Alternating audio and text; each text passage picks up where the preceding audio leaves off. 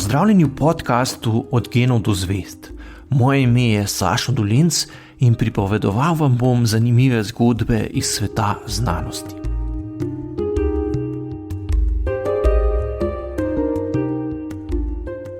Začetki znanosti na območju današnje Slovenije so tesno povezani z rudnikom živega srebra v Idriji. Vendar ne zato, ker bi v rudniku potrebovali znanstvenike, da bi jim pomagali pri izkopavanju in predelavi rude. Zdravnika, ki sta prišla v drugi polovici 18. stoletja službovati v idrijski rudnik, sta bila hkrati tudi pomembna naravoslovca in ugledni imeni takratne evropske znanosti.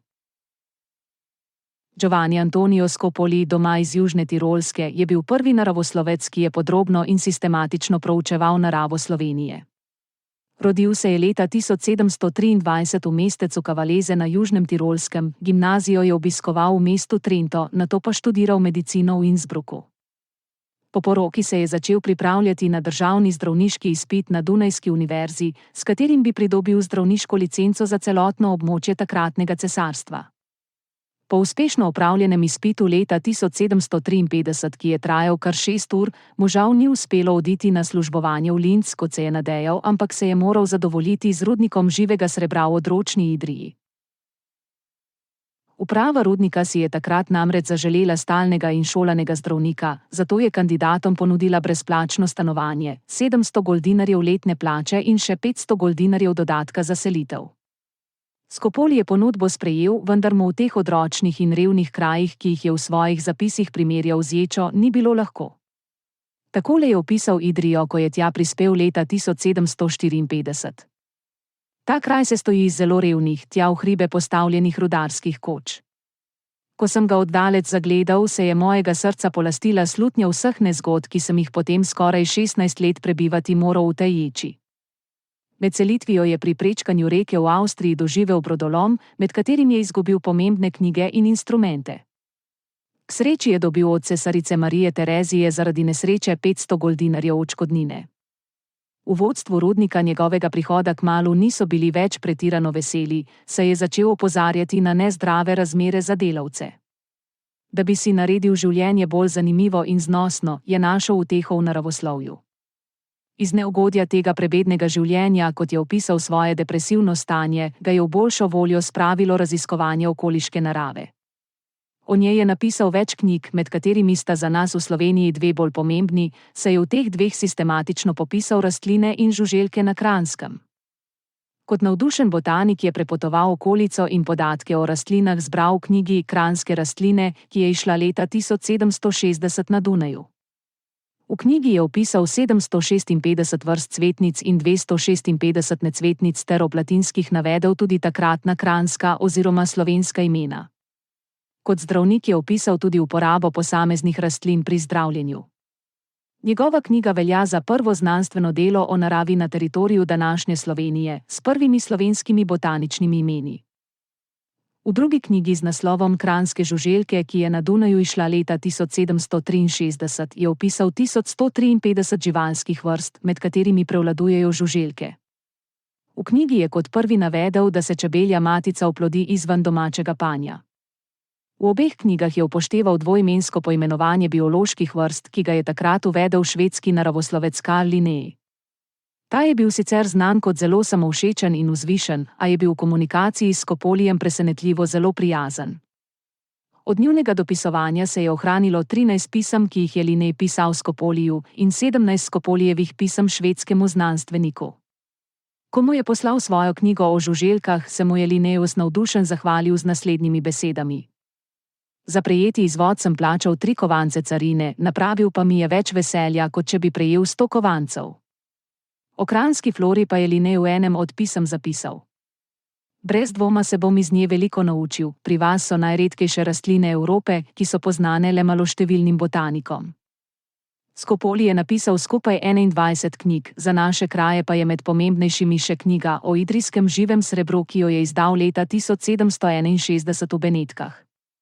Pomembna je zato, ker med drugim opisuje zastrupitev idrijskih rudarjev s hlapi živega srebra in velja za eno izmed prvih knjig s področja medicine dela.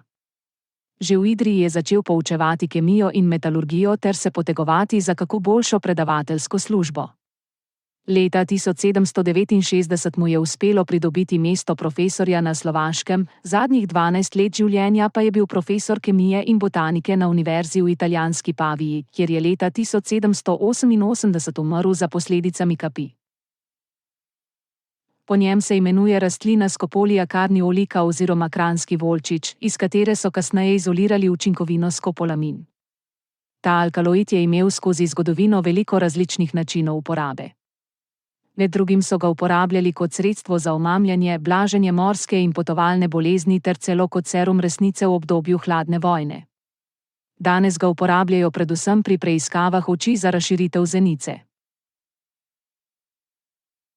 Podobno kot Scopoli je tudi Baltazar Hake prišel na Kranjsko v drugi polovici 18. stoletja, da bi opravljal delo zdravnika v Idriji. Takole se je spominjal. Kranjsko sem si izbral zaradi naravoslovja in zaradi slovečega rudnika živega srebra. Izbral sem si jo tudi zato, ker sem vedel, da tam živi sloviti Scopoli.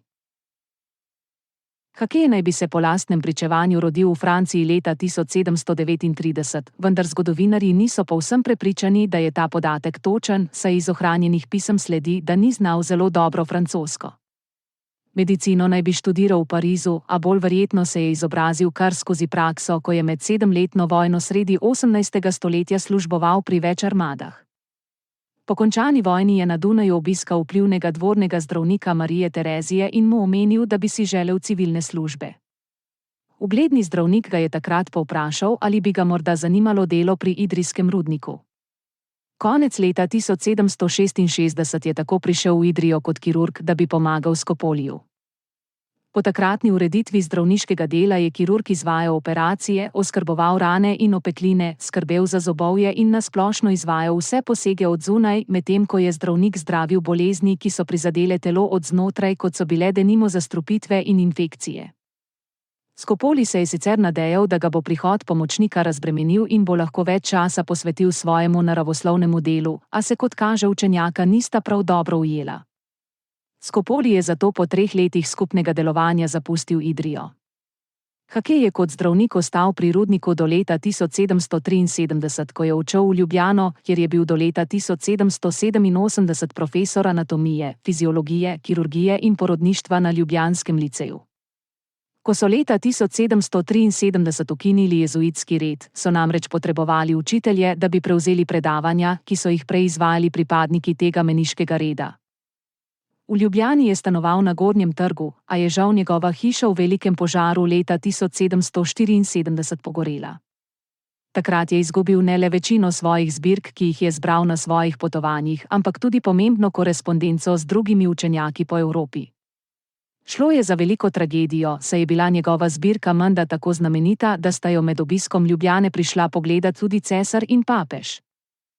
V svoji ljubljanski hiši je vzpostavil tudi anatomsko gledališče, kar je bila lokalna zanimivost in hkrati pomemben študijski pripomoček. Pod mikroskopom je kot eden prvih na svetu med drugim proučeval ledene rože, ki so nastajale na njegovem oknu, o čemer je poročal v znanstvenih revijah. Popotovanja po bližnji in daljni okolici je podrobno opisal in o njih objavil več sestavkov v strokovni literaturi. Zanimale so ga kamnine, minerali, kraški pojavi, jame, rastline, živali in nasploh vse, česar še nihče pred njim ni podrobno proučil. Opisal je tudi navade ljudi in glasovne značilnosti lokalnih jezikov, zelo dobro pa se je naučil tudi slovenščine.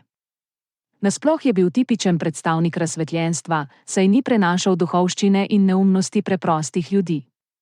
Hake, ki je veliko potoval, velja tudi za pionirja gorništva, saj se je leta 1777 poskušal kot prvi povzpeti na Triglav, a mu je uspelo doseči le mali Triglav.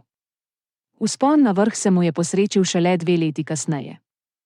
Vmes so na Triglav 26. avgusta 1778 na pobudo Žige Cojza stopili 4 domačini iz Bohinja.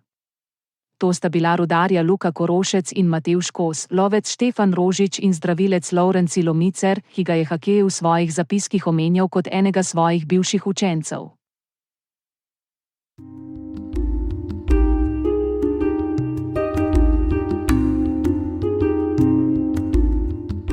To je bil podcast Od genov do zvezd. Moje ime je Sašo Dolenc in z novo zgodbo se vam oglasim že kmalu.